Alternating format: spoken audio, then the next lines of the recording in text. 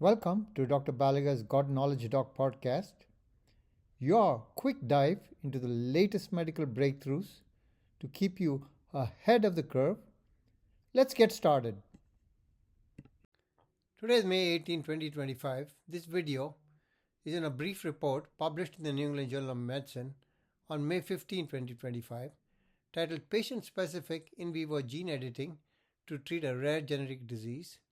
There were two accompanying editorials, first by Gropman and Comer.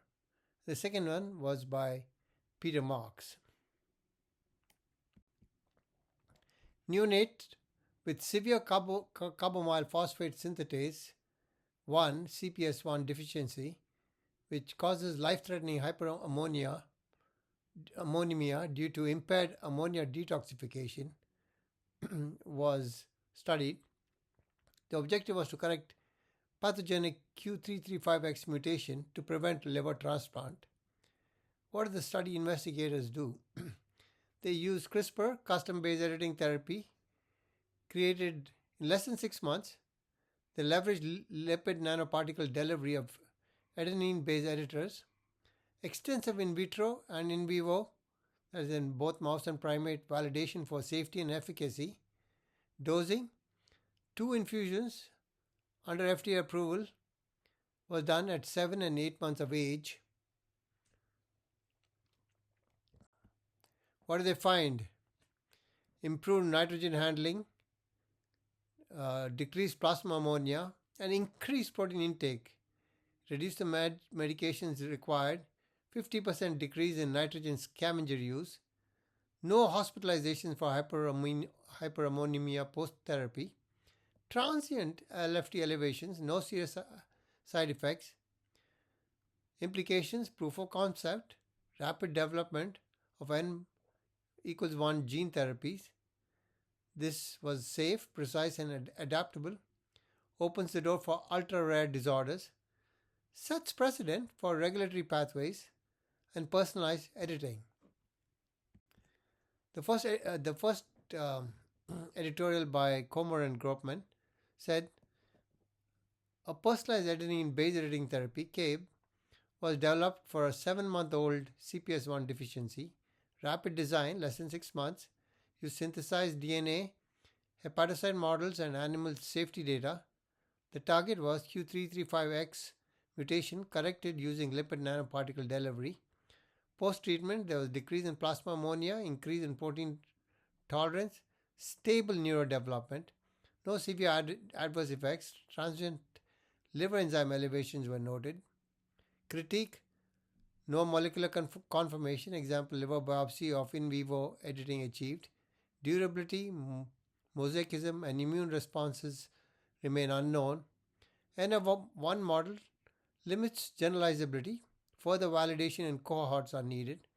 They suggest the need for non-invasive biomarkers such as cell-free DNA and metabolomics. Takeaway, a landmark step towards scalable, safe, and rapid N=1 genetic therapies. But the journey from miracle to medicine needs cautious, stepwise expansion. The next editorial by Peter Marks highlights the rapid design of personalized adenine base editing for carbamyl phosphate synthetase 1 deficiency. It emphasizes regulatory readiness, scientific rigor, and ethical oversight of N of 1 therapeutics, showcases the broader potential of mRNA and lipid nanoparticle platform to address rare diseases. The critique, still early, efficacy and safety beyond 7 weeks remain unproven. Practical challenges for tissue-specific delivery beyond liver need resolution. Platform approach promising, but cost effectiveness and scalability remain hurdles. Reproducibility and generalizability need further studies. Platform-enabled N of 1 therapies could be a scalable reality pending regulatory, technical, and ethical harmonization. Today is February 19, 2025. Hot off the press, world's first ultra-powerful CRISPR treatment was trialed in a person. Immune cell function improved in a teenager whose DNA was altered using prime editing.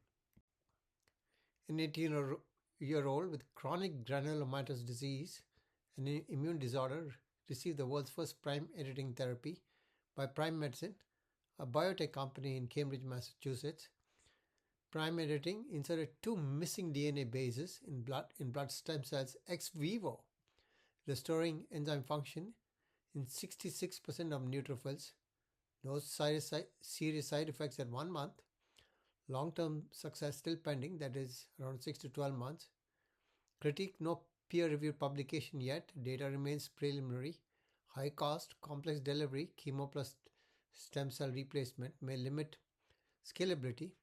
Versatility of prime editing is unmatched, but economic hurdles slow clinical adoption. The only gene editing therapy currently on the market is CRISPR-Cas9 based therapies for two blood disorders, sickle cell disease and beta thalassemia. This costs more than $2 million per dose and has faced a slow rollout in the US and in the UK. Takeaway: prime editing shows transformative potential, programmable, precise, and multifunctional, but needs simplified delivery and economic models for broad clinical use. If you enjoyed this episode, share it with your colleagues.